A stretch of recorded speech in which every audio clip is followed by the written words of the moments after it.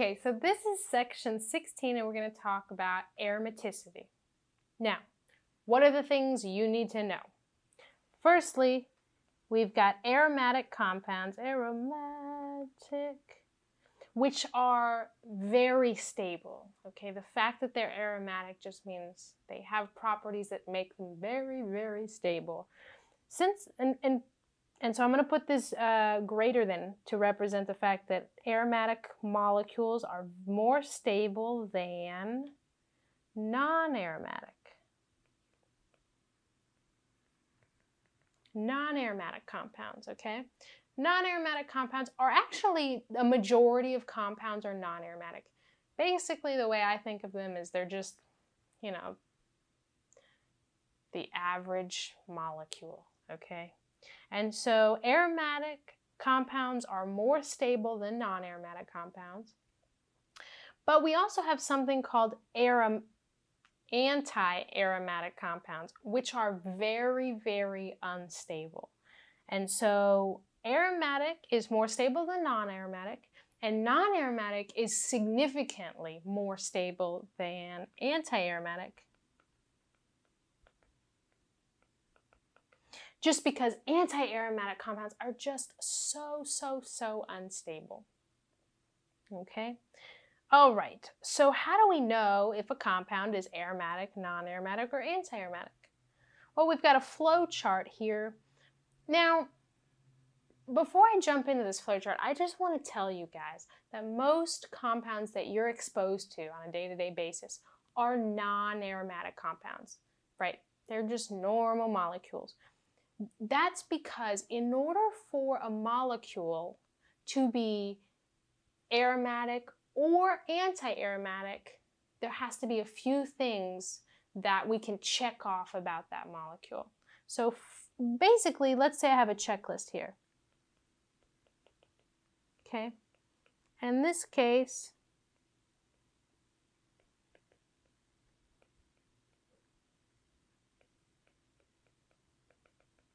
okay. Oops, let me hold on. Try this again. In.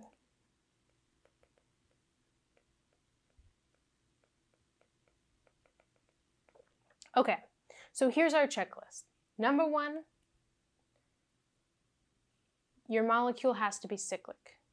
Number two, every atom in your ring that you have, remember, because you already checked off that your molecule was cyclic, has to have a p orbital.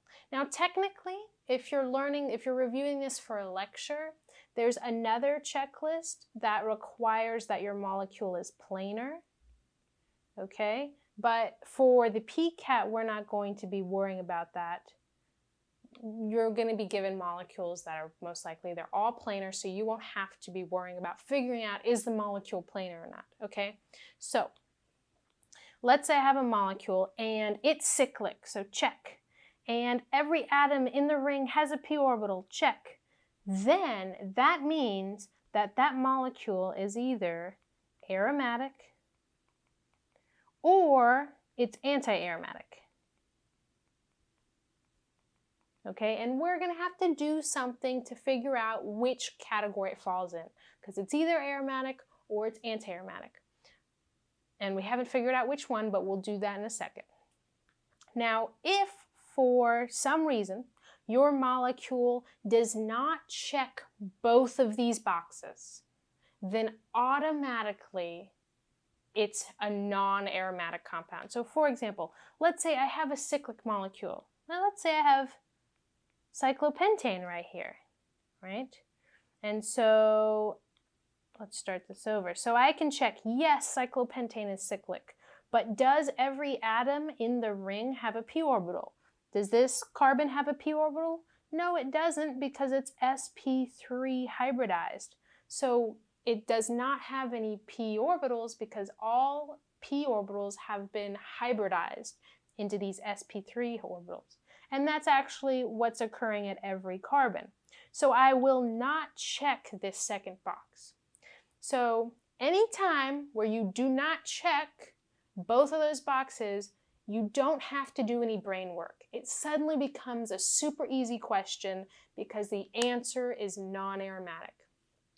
And that's why most of your compounds that you experience are non-aromatic, because in order for them to be either aromatic or anti-aromatic, they have to not only be cyclic, but also have every single atom in the ring have a p orbital, okay? So when we go through this flow chart, you'll realize that, this and this is really what I was just saying. So is there a cyclic structure? If the answer is no, then automatically you have a compound that is non-aromatic. If the answer is yes, you can move on to the next question, right? So we check, we move on to the next question. Does every atom in the ring have a p orbital? If the answer is no, right, you won't check this, then automatically non-aromatic, right? So those questions, if you ever get no's for these answers, this should be a very easy question. You get to decide immediately, oh, this is non-aromatic. But if the answer to this question is also yes, then you're looking at either an aromatic compound or an anti-aromatic compound. And this part of the flow chart right here is what's going to help you figure out, okay, is this aromatic or is it anti-aromatic?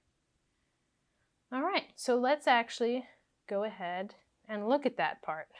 Now that we're here, let me make this a little bit less messy. Okay, so we've checked off both of our boxes. Now we have to figure out, is it aromatic or anti-aromatic? So here's how you do it. If the total number of pi electrons follows what's called the 4n rule, then it's anti-aromatic. If it follows what's called the 4n plus 2 rule, which is this one, then it's aromatic. Okay, and you might be seeing this and you're like, what are you talking about, Renee? That's okay. Let's do an example. And we're going to use a pretty iconic example, benzene. Oh wow, that's not benzene. Let's try that again. Benzene, okay?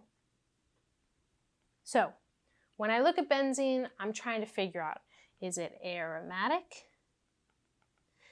That's not how you... Let me try that again. Okay, is it aromatic? Is it non-aromatic? I'm like trying to do two things at once, so I'm struggling. Aromatic, or is it anti-aromatic?